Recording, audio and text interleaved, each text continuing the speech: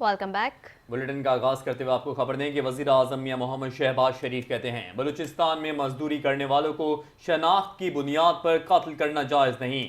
بلوچستان کو درپیش مسائل ڈائیلاگ کے ذریعے حل ہونے چاہیے۔ بلوچستان کے وسائل پر پہلا حق صوبے کے عوام کا حق ہے۔ مسائل یقیناً حل ہوں گے لیکن ان کا حل بات چیت کے ذریعے نکالا جا سکتا ہے۔ وزیر اعظم کا کہنا تھا کہ فیلڈ مارشل کے ساتھ مل کر کراچی سے چمن N25 شاہراہ تعمیر کر رہے ہیں۔ گوادر کا ہوائی اڈا عظیم دوست چین کی جانب سے تحفے میں ملا۔ NFC ایوارڈ کے موقع پر وفاق نے فنڈنگ میں 100% اضافہ کیا۔ بدقسمتی سے کراچی چمن شاہراہ پر کام کرنے والے مزدوروں کو شہید کر دیا جاتا ہے۔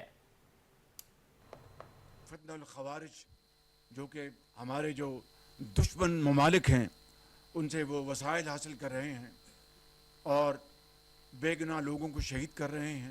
وفاقی حکومت نے فیلڈ مارشل عاصم منیر سے میں نے مشورہ کیا اور ہم دونوں نے یک زبان کہا یہ جو تیل کی اور پیٹرول کی قیمت کم ہوئی تھی، یہ سال پرانی بات ہے، 1.25 سال، تو ان کو اس کے اوپر پاکستان کے چاروں صوبوں کا حصہ تھا، اس کو ہم نے ریٹین کیا اور بلوچستان کی جو سڑک ہے جس کو خونی سڑک کو امن کی سڑک میں تبدیل کرنے کے لیے ہم نے فیصلہ کیا۔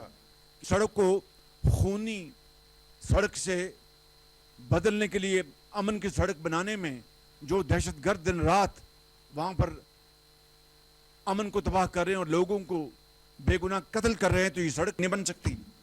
تو مجھے بتائیں کہ یہ کس کا فائدہ ہے؟ کیا اسٹیٹ یہ چاہے گی کہ وہاں پر قتل و غارت ہو؟ اسٹیٹ تو ماں کا درجہ رکھتی ہے۔ گوادر پورٹ، یہ وہ پورٹ ہے جو کہ اس پورے خطے میں سب سے شاندار یہ ایک بندرگاہ ہے۔ اللہ تعالیٰ نے اس کو بے پناہ کیپیبلٹیز دی ہیں۔ اس کا جو ڈرافٹ ہے وہ اتنا گہرا ہے کہ 1,00,000 ٹن کا جہاز یہاں پر آ سکتا ہے، کہ وہ ایئرپورٹ جو ساتھ بنا ہے پریزیڈنٹ شی جن پنگ نے توفتاً دیا۔ میں نے گوادر پورٹ کی جو آپریشن تھی PDM کی گورنمنٹ میں، بالکل وہ نہ ہونے کے برابر تھی۔ میں نے اس وقت آرڈرز دیے کہ کم از کم سرکاری جو ساز و سامان پاکستان آتا ہے، امپورٹ ہوتا ہے، چاہے وہ گندم ہے یا وہ مشینری ہے، سرکاری فیڈرل گورنمنٹ کے 60% اس کا حصہ تھرو گوادر پورٹ وہ اپنا شپمنٹ ہوگی اور پھر وہ پاکستان کے دوسرے حصے میں پہنچے گا۔